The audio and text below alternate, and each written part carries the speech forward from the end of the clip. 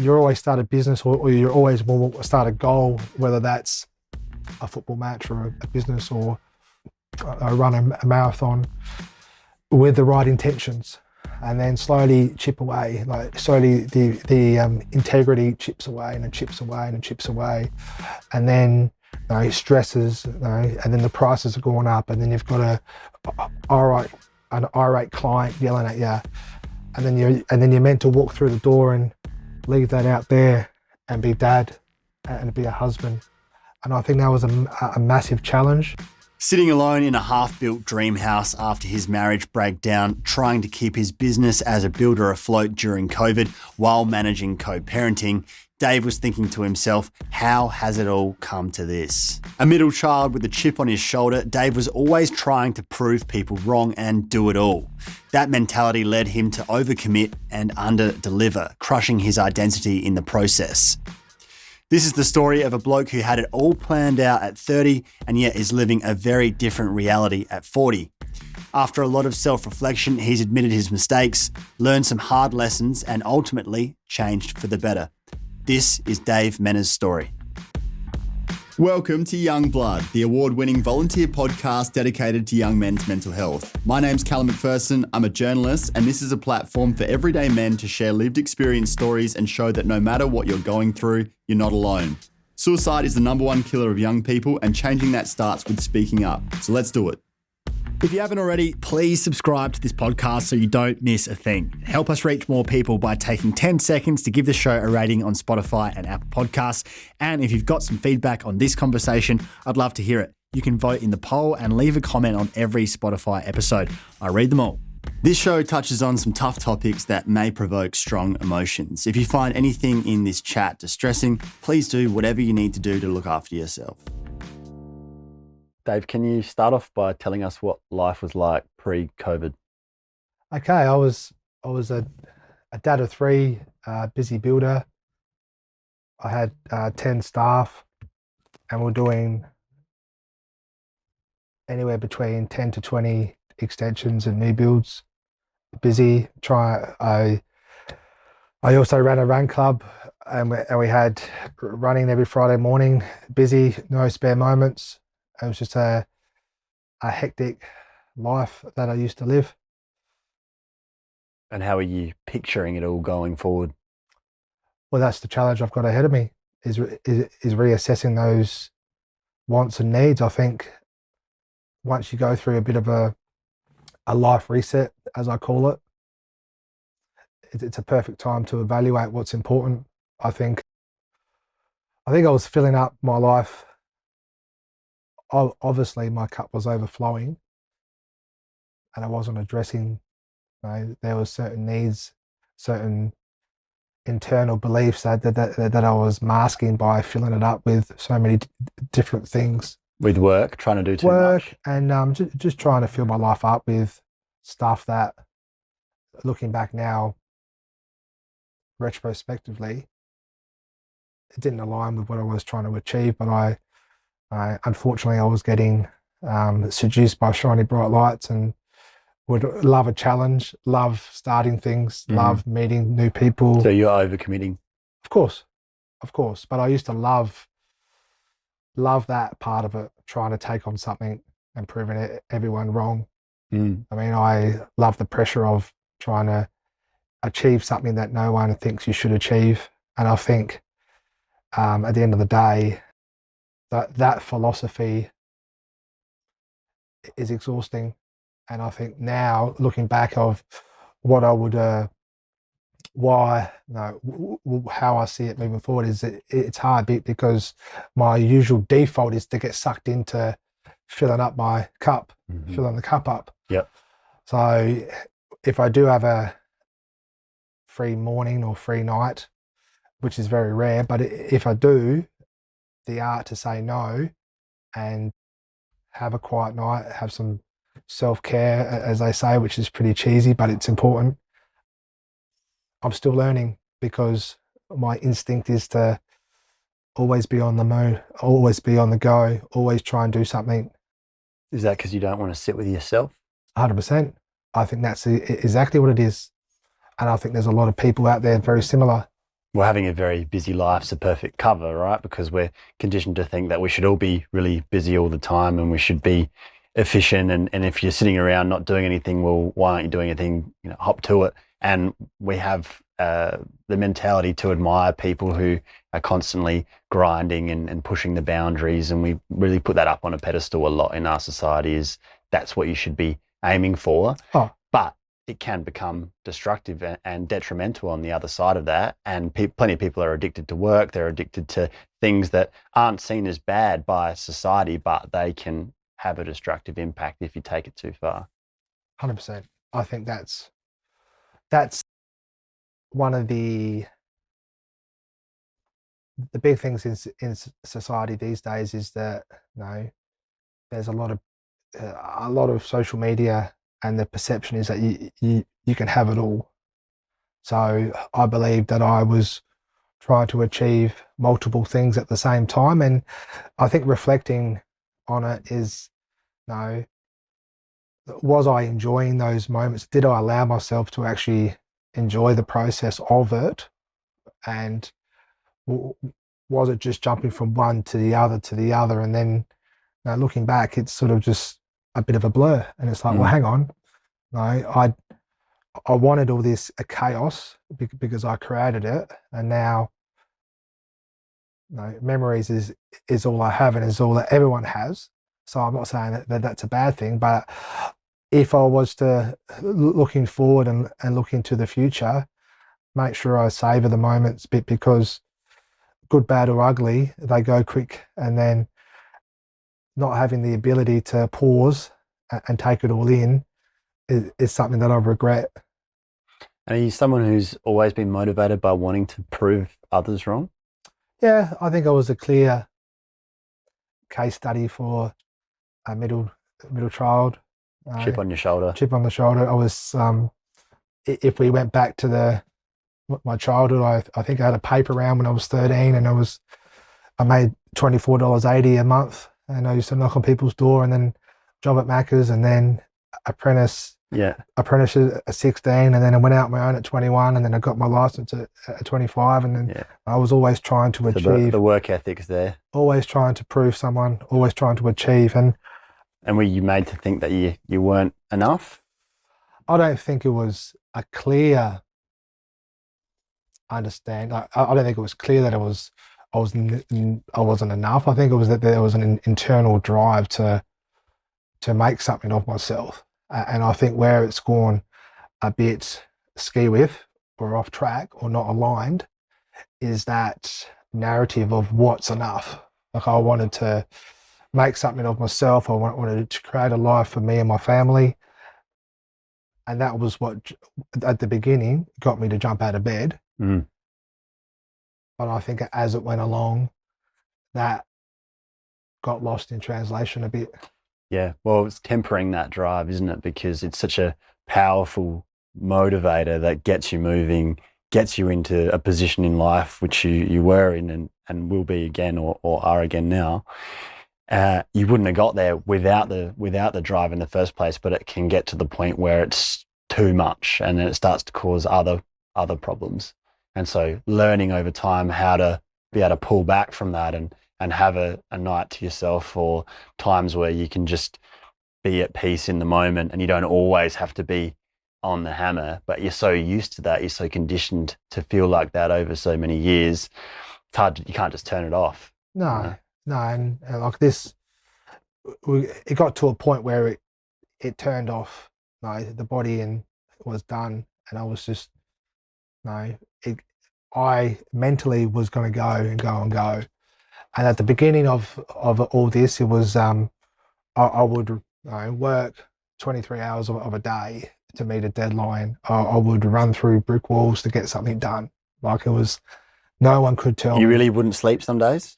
Yeah, if I had a deadline to meet, I used to get up early in the morning at 3:30 to be in the office at 4, which is, in business, not uncommon.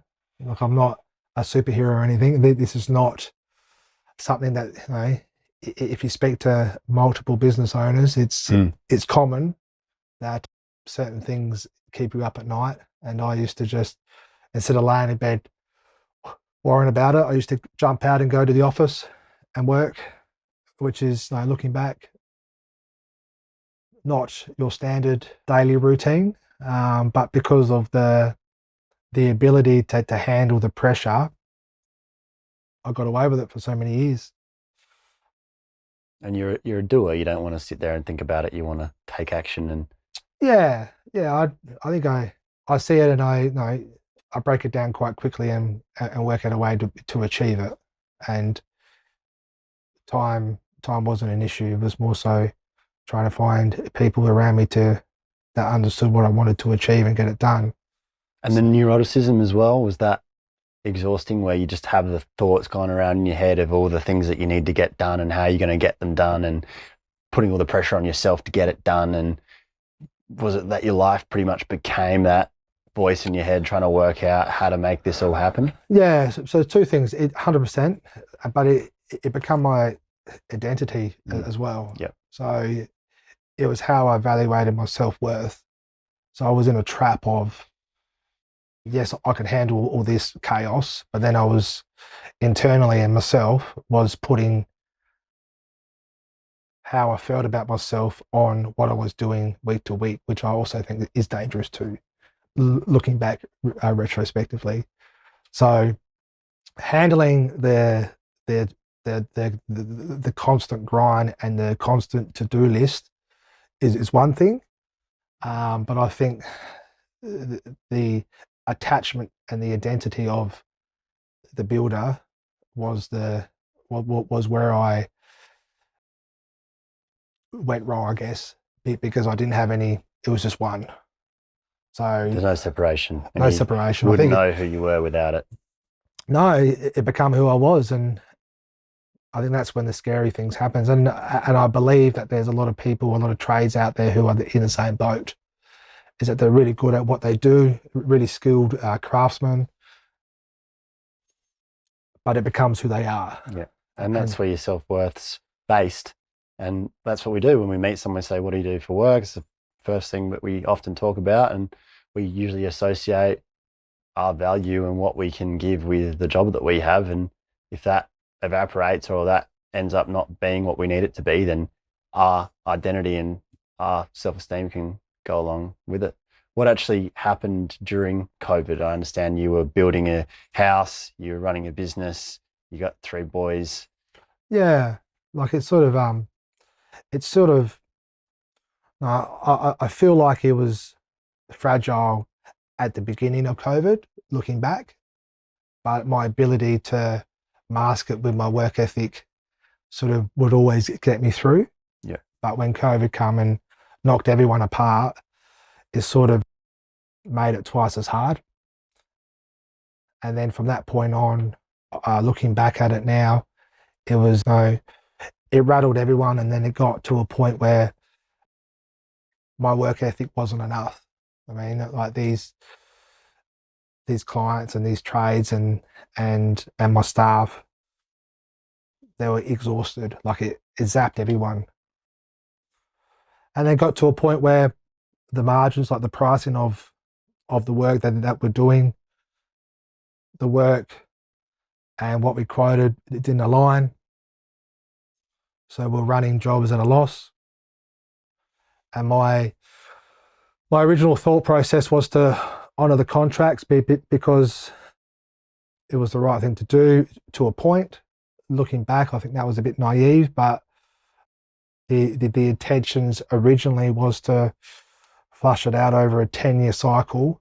This was only going to be a blimp for a year or two or 3, but the right thing is to do that. But what happened in the end is that by sucking up the capital in the business, it made it hard to move jobs forward quickly, and then you become caught in the hamster wheel where jobs were slowing down, clients weren't happy, and it was a vicious cycle for a few years. That's when I brought a couple of really good people on board as shareholders to try and fix that big hit. And we had a plan to move forward and a plan to trade through with that long-term vision of, this is only a certain point over a 10-year cycle. But I think what happened then, and then unfortunately, my marriage broke down. Yeah. So what pressure did all of this put on the relationship? Well, I think we just lost each other. There was so much pressure on making sure the business survived. That consumed you. Yeah, and I was purely focused on that, and that was a major turning point internally, which is no shock to hear that. I mean, it was not expected. If you said to me 2 years ago that I'd be where I am today, I would have laughed at you. But these little things were always going to happen because I didn't have the ability to reassess or to judge.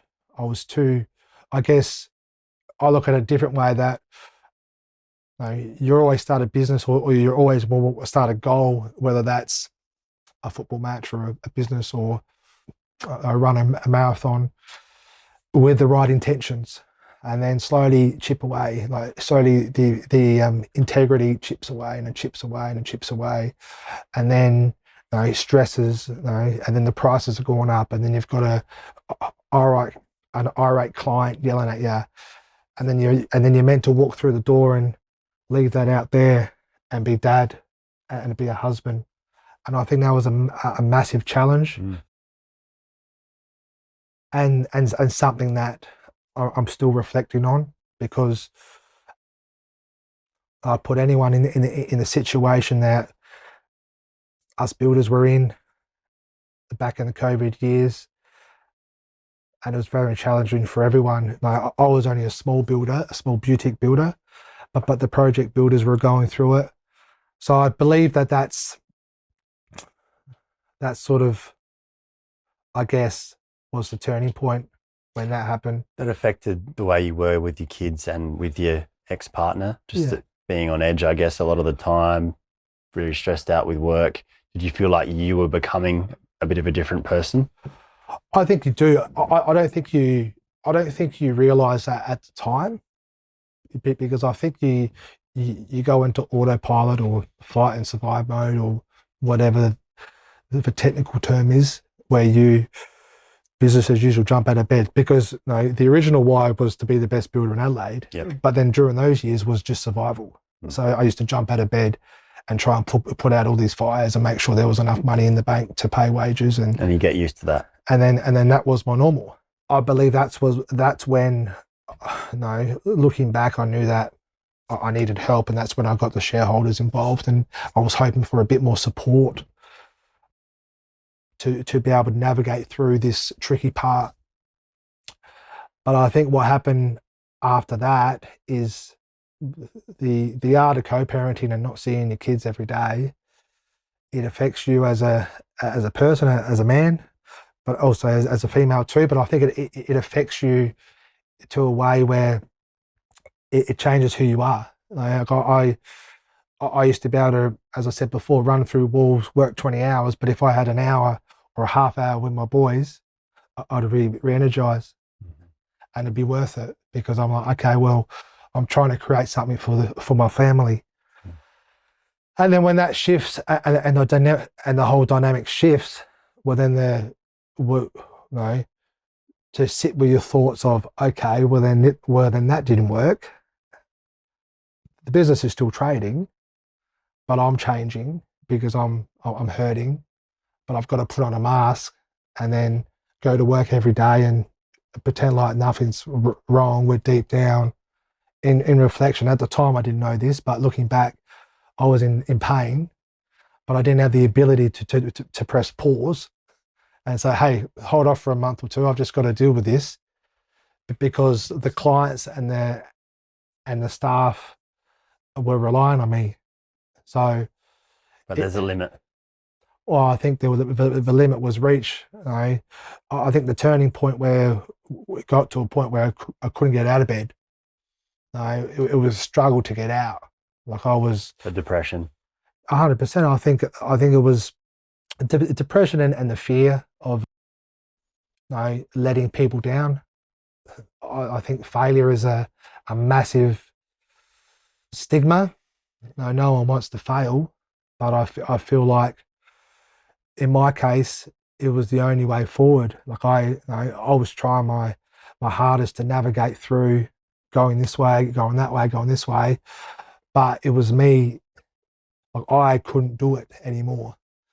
I guess I ran out of puff, or I ran out of momentum. It Well, was and the weight of the world on your shoulders. And in your mind, there's so many people you could let down, by not getting out of bed in the morning, by not working 16 hours a day, doing everything you can.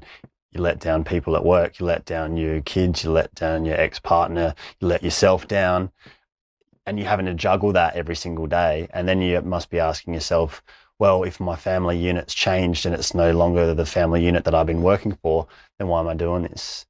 yeah. And you've got more time alone thinking stuff, and you're already someone who doesn't like to be alone thinking stuff. So Yeah. that's a really tough situation to be in. How did you survive that? Well, I don't know. I don't know really. I think like there was times where there was times where an example where you sort of you walk out of I remember in the last 6 months of us trading, there was people chasing money, there was staff wanting direction, right? There was clients and not happy with the progress of their projects. There was two new shareholders who were supportive but wanted someone to lead it forward. There was three kids at home that I was trying to navigate that failure, being that I never wanted to be a bad dad or a bad father, and trying to understand that in itself. And then I had my ex-partner, my ex-wife, trying to navigate that dynamic too. And when you put it all together, I guess the white noise got too much for me. So I look back at the last 6 months of the building company, and I think I'm lucky to survive. I've got some really good mates and some friends that could see it. I guess when you're in the moment and you've got all this chaos, you don't see what's happening. Really? You didn't feel it? You must have had a feeling of this is not good in a way that I haven't experienced before. Yeah, I guess yeah. The feeling changed. The feeling did change. I think that's you're right about that. And I guess You didn't consciously think you were in trouble? I no, there was moments when I was by myself. I never forget the moment where I went to our house and we were mid construction, and remember because it wasn't my night with the boys, and I sat on a stool and I had no ceilings, I had no floors, and I'm in my house and I'm like it was one of those moments where it slapped me across the face. I was like, how the hell did I get here? I mean, like this wasn't a part of the major plan. I mean, I always had a plan in place, and I always was able to execute it to some level. And then all of a sudden, I'm sitting in our supposedly dream house, mid build, and going, wow, this is not where I was, or where I wanted to be, or where I thought it will be. So there was moments, definitely triggering moments, where I knew that something had to shift and had to change.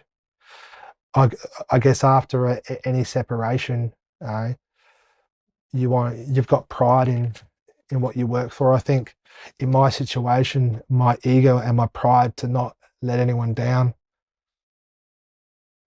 was the reason why it went on for another 9 to 12 months after, because I was like, nah, I don't want this to define me. I don't want this. It was that identity, that self-worth. But it got to a moment on the October long weekend when I was sort of like mentally paralyzed by the enormity of it, that I called it, and something came over me. Like I was I was going through I was reaching out to a administrator, about what does that look like. And it gets lonely it gets really lonely, because at the end of the day, as a sole director, but as someone who's been pushing this barra for 15 years, and this was my dream, and you get to a point where you've got to sign that director's resolution and then step away. And you see that as giving up, and you're not someone who gives up. No, I'm definitely not someone who gives up. And that moment will forever stay with me, because it was like time stood still. I went into this white clinical room, and it was just me and the two administrators, and I'm signing it off. And then I said, "Oh, thank you." And you get up and you walk out, and I'm like, it was that easy to sign away, but it took 15 years to build it to that point. And after that moment, that first 2-3 months was one of the hardest months I've been through, because I thought that this leading up to the decision was hard, but standing tall and going through that next 2-3 months, well, that was just as hard, because I didn't want to. What's been driving me now is that I know that those three boys look at everything I do, like even the way I talk, the way I am. I'm not perfect, but I've got three little dudes looking up at me, and I'm like, okay. So from that moment on, I try to hold myself to some sort of respect, accountable, and just take everything as it come along. But that was a huge part of your identity ripped away at that point, and you were relying on that because you'd had the relationship breakdown, all that turmoil, and you've been someone who, well, I throw myself into work and I can at least rely on that pillar of my life. And then things beyond your control meant that you didn't have that either. So yeah, how do you start coming back from that? I don't look. It's been tough. Like, it's been tough. Like, I'm still struggling with anxiety now, and guilt. I mean, I think that's going to take years, or maybe it just stays with me forever. I don't know. I've never been through this. So, but I think that anxiety of like, for example, it got to a point where when my phone rang, it would trigger me, and I'm still dealing with that now. If I don't know who's ringing me, I get a trigger straight away, because I'm like, oh, who's this? But I'm trying to reteach myself that it doesn't matter who it is. Is that because for such a long period, whoever was ringing, it was probably a problem for you? Correct. Yeah. Yeah. So I think I'm still working that part out. I don't think anyone. I think after the initial point of signing those papers, I think it's been like, and don't get me wrong, everyone is allowed to react however they want. I let down a lot of people. Unfortunately, I went through this situation, and there's some people that aren't happy with me, and that's okay. Like, I can't stop that, but I wanted to make sure that whatever happened after that point, I tried to do it with a bit of respect and integrity. And I know that sounds funny, to have integrity, but I feel like, no, I failed. I've called it. I can't do this anymore. I want to make sure that I face everyone on. And I've had people come up to me that's haven't been happy, and I'm trying to hit that on with that head on and say, well, okay, this is unfortunately how things happen, and then reset for the next day and for the next day. But there are some moments where it's still tough to get out of bed. So I don't think I was naive about the situation, but I didn't think it would be as brutal as it has been. But it's definitely humbled me. Like, I don't think I was I always try to have a moral compass of the type of person I wanted to be. But this has definitely been humbling. And I think moving forward, the perspective I have and the gratitude I've got for those guys that have stood by me, because I have lost a lot of friends and a lot of peers, and I'm in that rebuilding phase of trying to find out what that looks like and what that is moving forward next. yeah, I'm unsure. Could you have done anything differently? That's a tough one. I've been sitting with that thoughts. I've been sitting with a lot of thoughts over the time, over the last year, about why things happened the way they did. I could have, but at the moment, I think my mental state in those final year or 6 months wasn't where it should have been to make those decisions. I mean, I didn't have a clear enough thought process. Yeah, there was a deterioration there over years of pressure and years of you just stuffing in all these commitments and running from one thing to the next without building up the self-care side of it to be able to have that longevity. And it all just, like you said, cup runneth over and fell in a heap. Pretty much. So I feel like that, looking back now, yeah, I could see it happening. But in the moment, I thought I would always back myself in to find a solution and to find a way through. Which is a very good quality to have. But I think that was my downfall too. And I think trade, because I'm a carpenter by trade, I said tradies are generally really good with their hands. But I don't think, I'm 40, I've just turned 40. I don't think my generation focus on regulation and communication. I feel like, no, the ability to be able to communicate with people how you're feeling and how you're not going that well, I think that's a massive cause and a massive focus of where I want to go, because I believe that I was a product of that. Yeah.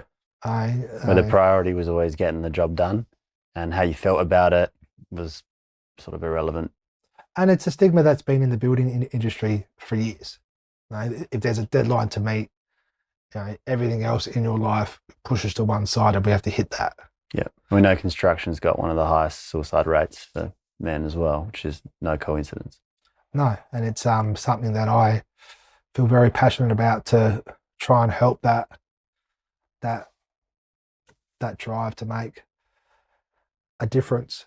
I want to try and help as much as I can, and I guess that's one of my passions now, is that I was lucky enough that I had a handful of mates that would ring or would text at that time. It was quite uncanny looking back, where I'd be in my lowest of lows, and then I'd get a phone call from a friend, and should we go out for dinner? I'm like, nah, I don't want to see anyone. And then I'll be forced out to go have dinner.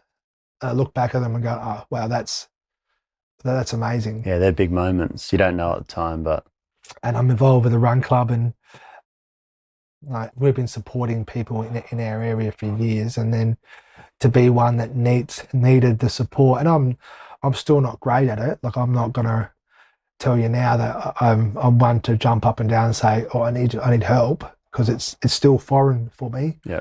But I'm hoping that with discussions and conversations and checking in with people that I feel like that are not their usual self, or I can see that are under pressure, because there's a lot of people that are suffering in silence. And once you've been through it yourself, you see it in others like never before. I feel like I can see stuff that other people can't. And you can speak to your own experience as well. So, the future, I just hope that someone, if I could help someone in some way or some shape or form, to be able to avoid what I went through. But I feel like there's a stigma in the industry where things have to shift. If people are spending a lot of money on their dream houses or on any house, if there's a deadline that has to be met or a budget that has to be met, there has to be an understanding that those decisions affect the trades and the builders and whoever is in the team to deliver that house. They take that home with them. Yeah, there's people with lives behind that work. And I think that has to be thought through. I believe that that's a massive change that has to happen within the industry, because otherwise, look, I know for a fact people are leaving the industry because it's too brutal and too much for some people. But I think it can be easily fixed by a change in the narrative of know, these guys and girls are skilled craftsmen and they're amazing at what they do, but they need to have that sense of, that self-identity. They need to have another life outside of work. Yeah, and it's very easy for those to join up. And then you get mixed up like I was. And then, And that feeds into you meeting all the demands and working for however many hours because that's who you are and that's what you know how to do. But that's ultimately not healthy for you. Definitely not. Yeah. Definitely well, not. You start to change culture by starting to talk about it. We haven't heard many of those stories out of the building industry. So that's how change happens over time. You start talking about it, start realizing that, there's thousands of other people who've had a similar experience, get together and say, what can we do about this? I hope so. I hope it's the beginning of something. Like I love the industry. One of my biggest fears was that, once I realised that residence was done and over, that I had to leave the industry because you failed. You've got to drift off into the sunset and have a quiet life and try something different. I was like, well, no, I love what I did. I still love what I do. Yeah, that wasn't the problem. No, I want to make sure that I have the ability to be able to work as a supervisor or an estimator or a carpenter if I had to, a labourer in the industry that I love.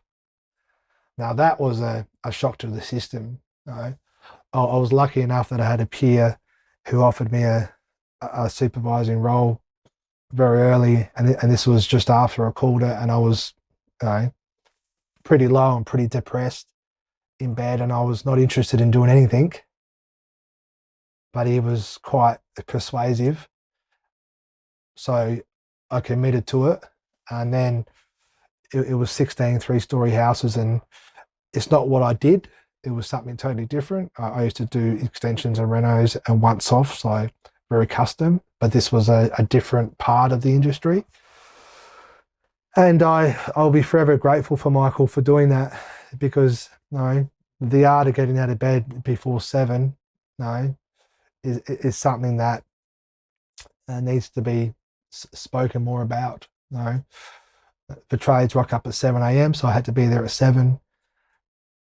So you work back from that point. So you might have a shocker at night and you hate yourself and you don't want to do anything and you didn't eat dinner and you're just miserable. But I had to get up at 6 or 6:30 and be at site at 7. Yeah, structure and momentum is huge because you can't actually fall too deeply into a pit if you have to be somewhere compared to if you don't. And also if you have to be somewhere, there's going to be other people there. You're doing something, you're at least feeling like you're of some value that day. You're probably talking to someone.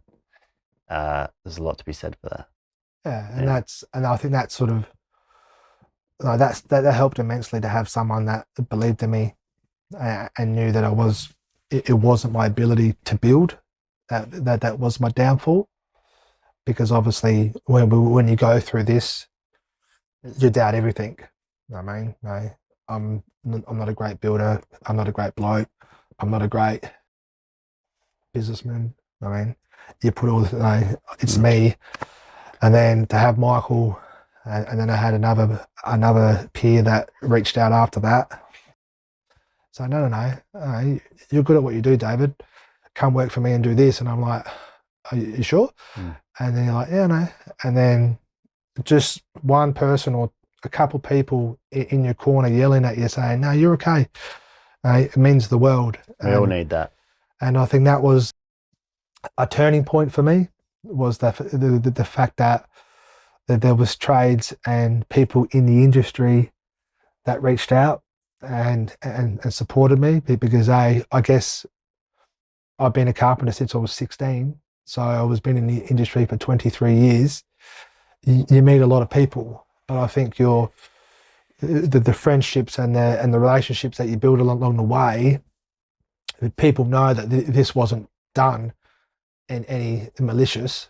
Like I didn't try to do this. No, and you exhausted all options, and it was a tough time for everyone, and it didn't go as you'd hoped. But it showed you that people did have confidence in you, and you could have confidence in yourself.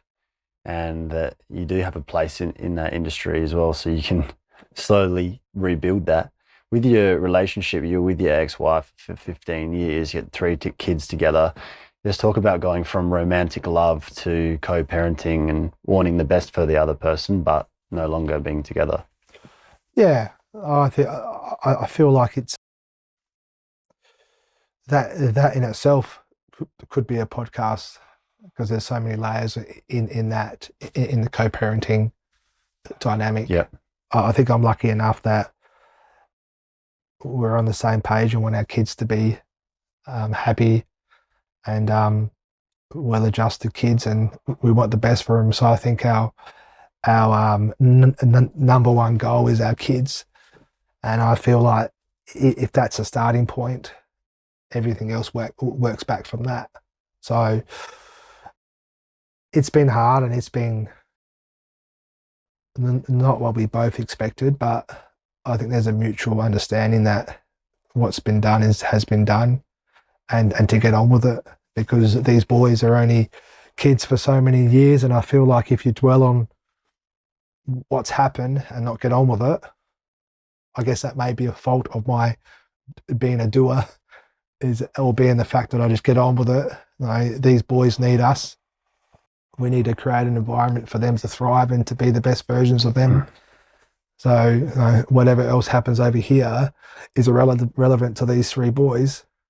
And I think that having that narrative is very powerful and profound in all versions of co-parenting. And there's so much of that out there these days that I feel like that's where it should begin.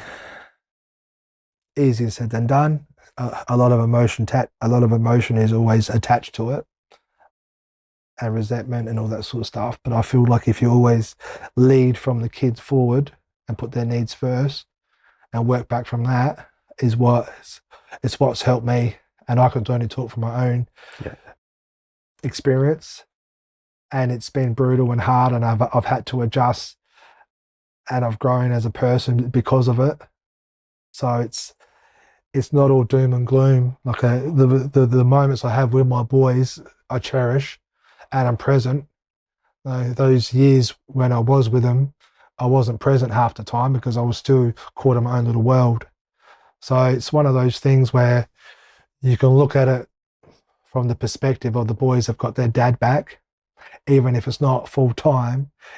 I'm here, I'm present, and I want to be a part of their life. So I feel like that's a good thing, or one of the positive things about everything that's happened over the last 2 years. Well, it just shows your growth, and they must feel like they're the priority. 100%. And I think that's what's shifted for me is, I want to be there, and I want to create a relationship with the three of them that they remember. I think our generation, our parents, our fathers worked too much. So trying to not carry that on is hard, because it's what you've seen and you've taught behaviour, where you've seen your dad work and work and work. And their fathers before them, and it's passed down, and hopefully we can get a little bit better each time. Well, just because it's been done for many, many years, it doesn't mean it's the right way. Doesn't mean it should continue. No. And part of it should putting food on the table, being willing to work hard for your family. We don't want to do away with that, but also being able to have that other side to you where you can be present in the moment with them and not get distracted from what's really important and why you're doing what you're doing, and being able to pull back and say, well, let's slow down for a little bit here so that I can keep on keeping on. We want to have that there too. Yeah, and I feel like that hopefully people don't have to go through the trials and tribulations that I've been through to realise that. But like, it's taken me to lose it all to realise that one of the only things I have is myself and my three boys. And then, once you start from that point and rebuild it, you look at everything through a lens of gratitude and how lucky are we to have these three, in my case, to be able to be their dad and try and be the best dad I can ever be. And if that's your starting point, and then everything after that, I still love building. I still want to supervise. I still want to do all this stuff. But where I think I went wrong is that everything else was in front of that. Yeah, so you've way overcomplicated it. And now it must feel like after all this complexity and everything going to shit, it's kind of simple what you need to do going forward. Like, you know what's important and you know what you're good at and what you want to do. And can you just keep it can you keep it that simple? Well, that's a challenge. I think life throws different stresses at you, and that's that the ability to have your identity at work and your identity at home different makes a hell of a difference, because you need the way I see it is that you want to be the best role model, right? So I want to be able to what those boys will look up at their dad and go, oh wow, I'm proud of that man. I mean, but I want them to know that I love them and I'm there. When I'm there, I'm there. And I think that they can see that now, where 2 years ago, 3 years ago, it was like the Tassie Devil. I was just everywhere. But nowhere. So what do they say about it? Because they're old enough. They're the oldest one anyway. Yeah, Tom's pretty chilled. I don't think he's just happy to have his mum and dad that love him. I think that's the key. I don't know. I'm sure one day he'll come. They'll find out what's happening, and there'll be a discussion then. But for now, those boys are my focus, and everything else comes back from that. What skills have you learned from all of this that you can point to? The skill set that I've learned is, I feel like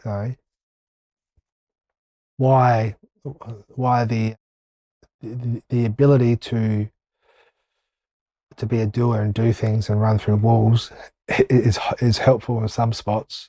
I feel like they have the ability to stop and pause and see the bigger picture. I wish I had that a couple of years ago, but I feel like my perspective on how I see things have totally shifted, and my ability to appreciate the small things, the moments during the day where you have a chat to someone. It could be a stranger, it could be someone that's not affected to what you were trying to achieve in that moment, but to have a moment with someone. Being present in the moment. Yeah. Being present is probably one of the biggest things I've learned. Like I feel like I may have got lost in that process along the way, but now I've found that I'm more present than I've ever been. Good, bad or ugly, you've still got to be there. So if there's a skill that I've learned in all the chaos over the last 2 years, is the fact that all we have right now is this moment. And one of my passions moving forward is to try and have conversations with people like yourself and other people to get them to talk about their stories, like what you're doing now. I think it's amazing. Yeah, well, you've certainly got the opportunity to be influential, particularly in your industry, in that space. And when you start talking, you find out just how much you have in common with people as well. And especially in an industry like yours where no one's talking typically, someone like you comes out and tells a story, I bet you'll have others. I was lucky enough to go to a breakthrough dinner 2-3 weeks ago at Adelaide Oval, and there was 600 people in this room, and the energy in that room, I was like, wow, this is really, really heavy, but in a good way heavy, because the people were up on stage telling their stories, and I think men especially find it hard to be vulnerable. No one wants to let down their guard, but once they are vulnerable, there's a sense of ease, and that ease is transported amongst the room. So it's not like I'm vulnerable and you don't sense that. You take a little bit away from that, and it's like you pass it on to the next person. Yeah, and guess what? We're all human. We've all had experiences. It's not like, there's that one guy who's been through some stuff and everyone else goes, oh, I wonder what that would be like. That's shit. Yeah, yeah. Everyone has their own little thing that they're working through. In what way do you feel like you failed?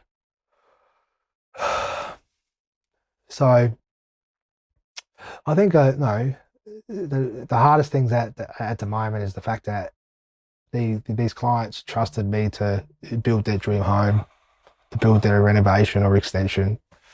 And with that, I took on that responsibility, and I haven't been able to achieve it for them. So I'm still working through that, because in the marketplace they could have picked anyone, and they picked me and my team to deliver them a job for them. And the trades that unfortunately didn't get paid at the time it went into administration, they worked their ass off for me for so many years, and there's still a sense of disappointment and guilt in the fact of the way it went. So I think I've failed at a point of not seeing what it was earlier, but I don't think, as I touched on before, I was in the headspace to be able to see it.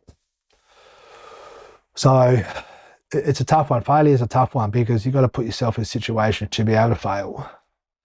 And I believe that that's important.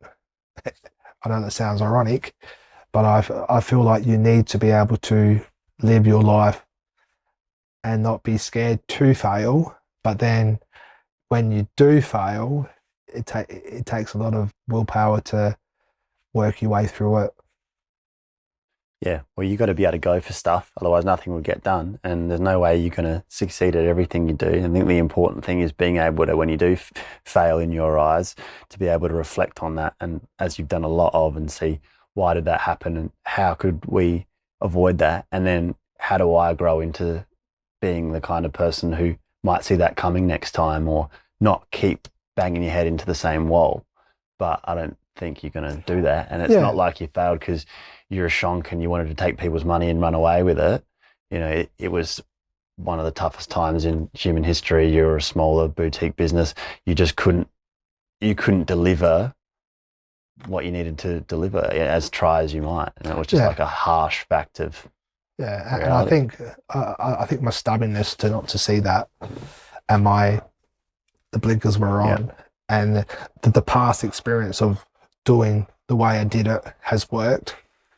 But this was too big of a challenge to be able to hit it head on. Yeah. So I believe that's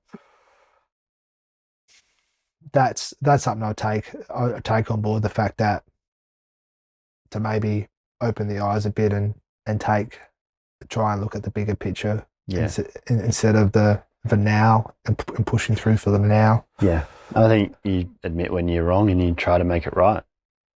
Yeah, and being honest, I think that my integrity over the years have been chipped away slowly, and trying to regain that. I had a conversation this morning with an older person who I chat to about being honest, and how hard it is to be 100% honest every day in every moment. But he lives his life like that. He would rather have the hard conversations first, because then it eases up after, than not having it straight away. So I feel like the more you put yourself out there and be vulnerable, and people start to give their opinions about how they view the world too. So I feel like I'm a lot more open to hear other people's philosophies on how they do things. Yeah, and you found out the way you were doing things doesn't work for you, and it's not about getting it right first time. It's about, as we grow through life, you learn what does and doesn't work, and then the critical thing is, can you adapt? Can you admit fault? Can you adjust? Or are you so stubborn that you can't, and you're stuck in your ways, and then you end up alone and you can't rebuild? Well, I think the beautiful thing about losing it all is all you have is your thoughts and yourself. So looking back, I don't wish what I've been through on anyone, but the ability to look at each moment by yourself, as confronting as it is, there's some beauty about it, because you've only got yourself. Like, it's only you. And now I try, and I'm working towards trying to take each day, and when their head hits the pillow each night, going, okay, I was the truest self today, and I was trying to align with how I am, and this is how I am today. Yeah, I could look myself in the mirror today. 100%. And I think if we start from that, each day at a time. I'll hopefully work through this anxiety. How have you succeeded? I don't know. I'm still working. I don't think I have succeeded.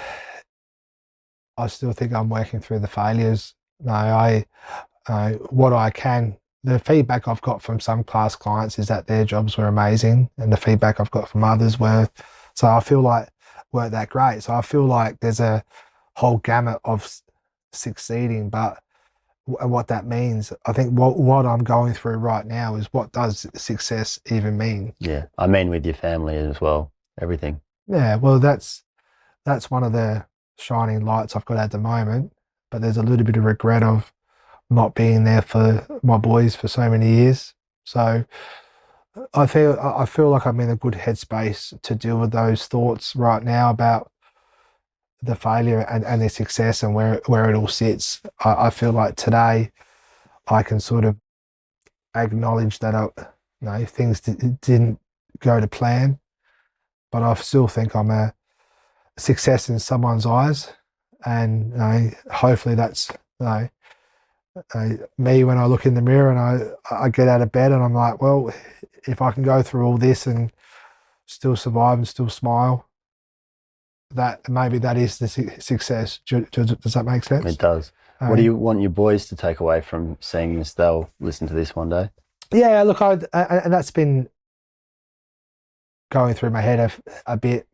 Is I want to see them that I want to see the boys.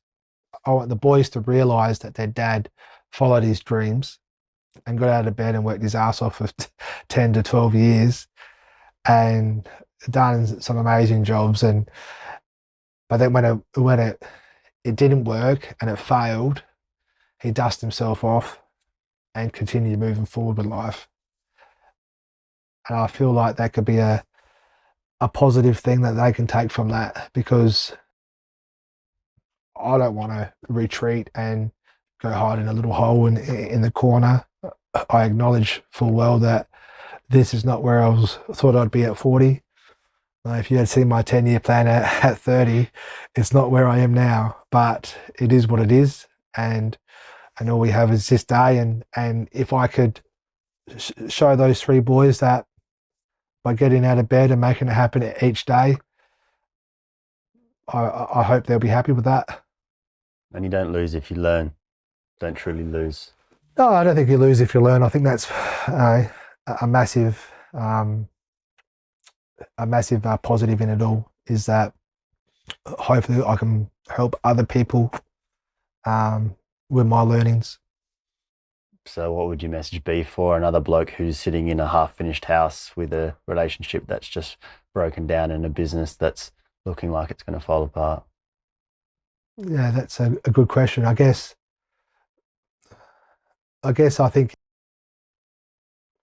just take a moment and I would tell them or tell him or her that as tough as it is right now, just be honest. And if you can't do it, well, just be honest and make that call. Like I feel like that making that call was one of the hardest things that I've ever done. And some of my closest friends say that it took a bit of courage to do that. But definitely. You know it did, because it was the hardest thing you've ever done. Well, yes, but it's one of those bittersweet moments, isn't it? When you got the courage to do it, but it's the ramifications, that the domino effect that will happen after you do it. So the courage is, yes, this is not working, and yes, this has to change. But I would say to that person that surround yourself with your friends and just take it a day at a time, because it does get a little bit easier. And even if it doesn't get easier, just take it a day at a time. No, I don't think I would be where I am right now if I didn't just take it a day at a time or get through the week. I used to play the game a week at a time. And I map out my week, and you get to Saturday quite easy. And there was a deep breath. I made it to Saturday. I don't know what happened on Saturday. There wasn't anything happening, but it was like, okay, I've got through the Monday to Friday, and then Saturday, Sunday, I used to retreat. That's what got me through. Yeah, and you keep putting one foot in front of the other, and before too long, a shorter amount of time than you would have thought, life's actually looking all right again, and you can be optimistic. Yeah, I think there's power in knowing that life doesn't have to be okay. Like I still struggle to get out of bed some days. Like I didn't get out of bed the way I was meant to run this morning, and I didn't get out of bed. And I feel like I've learnt the ability to be gentle on yourself after so many years of putting all these expectations and doing this and doing that and being there and doing this. Now, if I miss a run, it's not the end of the world. So just cool your heels. Maybe. As hard as that is, I haven't mastered it. I don't think I think I'm a work in progress, but I feel like I'm trying to be gentle on myself. Yeah, maybe get out of bed tomorrow. Well, yeah, tomorrow we've got a big weekend of soccer, so I'm looking forward to watching my kids play soccer. So, but yeah, I feel like that a day at a time, a week at a time, and then if you support yourself, if you've got a good support network, I think that's holds a lot of weight. Well, Dave, I think it takes a real man to admit his faults and to be able to front up to your past and the decisions you've made, and whether that was or wasn't the right call, and to be able to reflect and learn and decide to keep moving forward and just try to be better every day. And you're a man who's obviously doing that. So for that, I think you should be proud of yourself and let yourself off the hook. And thank you for sharing this story, one that I think a lot of people, particularly in your industry, are going to be interested to hear, and there'll be a lot of commonality out there, mate. So good on you. Thank you, and I think what you're doing is amazing. Thanks, mate. Thank you. Cheers. Good stuff. That's it for this episode. If you like what we're all about, support us by following Young Blood Men's Mental Health on Instagram and Young Blood Mental Health on TikTok. Every podcast episode is recorded in professional quality video, and they're all up on our Young Blood Men's Mental Health YouTube channel. So please show some love and subscribe. Thanks to our local business supporters, Pro Realty Property Consultants. You can find everything there is to know about the podcast at youngbloodmensmentalhealth.com. And most importantly, please share these stories with anyone in your life who needs to know they're not alone. We're all in this together. Catch you next time.